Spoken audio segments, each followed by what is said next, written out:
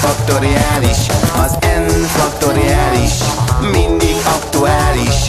Az n faktoriális, sorrendekből a maximális. Álmodban is kombinálja, hogy n darab különböző tárgyat n faktoriális féleképpen rendezhetünk sorba szépen. Elmondom, hogy 6 lánnyal hányféleképpen randevúz.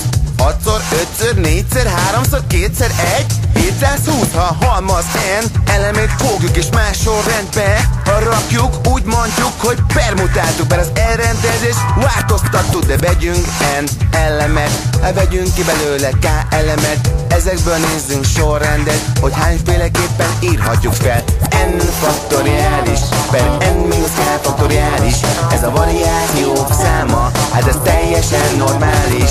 De mi van, ha a sorrend nem számít? Az n alatt a k-t megállapíthatjuk, ha kikombináljuk, hogy az n közül a k-t hány módon bánathatjuk. N alatt a k egyenlő n faktoriális per k faktoriális szor n mínusz k faktoriális. N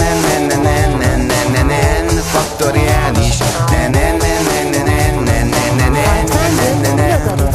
Algebrai tört nevezője nem lehet nulla, nullával max. Egy csecsemő oszthat, páros kitevő ügyök alatt nem lehet negatív szám, csak pozitív számnak van logaritmusa. De ne szaladjunk hirtelen előre, mi vagyunk a gyök, mi vagyunk a négyzet, szóljon a gyök kitevője. De lássuk előbb, hogy mi a hatvány. 5 a négyzeten egyenlő 25, 5 a köbön egyenlő 125, 5 a negyediken a 625, 5 az ötödiken 3125. Valószám páros kitevői hatványa nem negatív szám.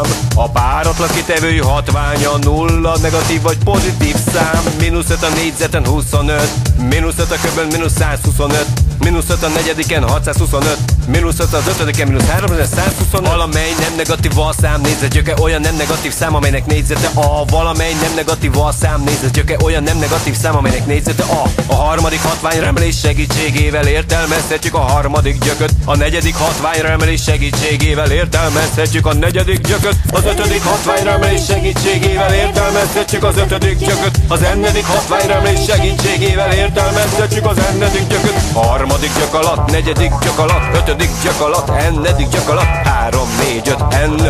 A gyökkitevők ott fenn. Ha a gyökkitevő páratlan szám, így alakul a példánk. Harmadik gyök alatt 125 egyenlő 5, mert 5 a köbön 125. Harmadik gyök alatt mínusz 125 egyenlő mínusz 5, mert mínusz 5 a köbön mínusz 125. Vagyis harmadik gyök alatt a köbön egyenlő a, mert a köbön egyenlő a köbön. Azt a kitevőt, amelyre 2-t kell emelnünk, hogy 0,5-et kapjunk. A 0,5 alapú logaritmusának nevezzük és így jelöljük. 2-es alapú logaritmus 0,5 egyenlő mínusz 1, mert 0,5 egyenlő 2 a mínusz egyediken. Logaritmus egy számnak egy adott lapra vonatkozó kitevője a logaritmus. 4-es alapú logaritmus 64 egyenlő 3, mert 4 a harmadikon egyenlő 64. 3-as alapú logaritmus 81 egyenlő 4, mert 3 a negyediken egyenlő 81.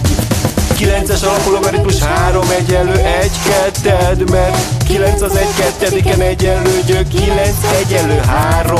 5-ös alapú logaritmus 1 ötöd egyenlő mínusz 1, mert 5 a mínusz egyediken egyenlő 1 ötöd. Szóval jobban jársz a szarduma helyett, ha kihívlak, ezt lököd. Egy esemény valószínűsége a klasszikus mezőben, a kedvező kimenetelek száma, mert az összes